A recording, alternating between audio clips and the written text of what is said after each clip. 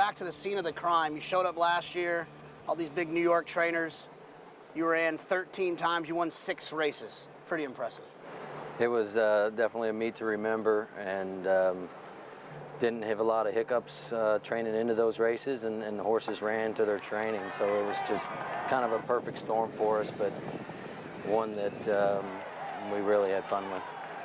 6 for 13, how many are we going to win this year? 7?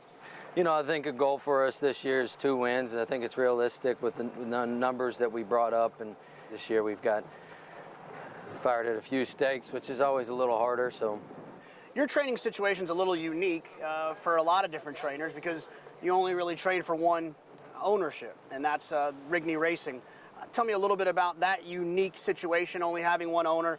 You know, Richard and Tammy have just been such a blessing to my life, that given me opportunity, that's really what it boils down to, opportunity to train really nice horses. They invest in quality horses every year at the yearling market, and makes our job at the barn a lot easier when you have talented horses. So overall, our best year to date since we started, and hopefully this year, by the end of it, will reflect that as well.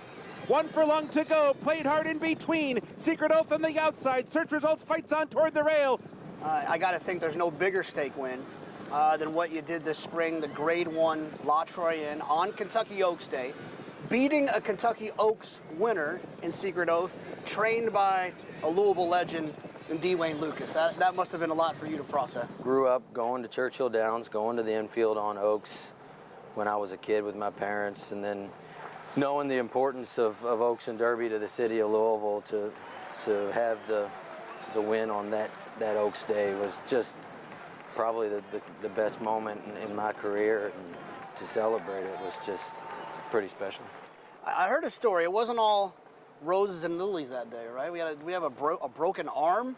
We were notified that our youngest daughter, Caroline, had fallen at a playground and hurt her arm, but it wasn't until Sunday morning that we took her down to the track and actually had the vet take a couple pictures, and sure enough, she had broke both her bones in her wrist. So she's healed up, she's back to normal now, and you would have never known it.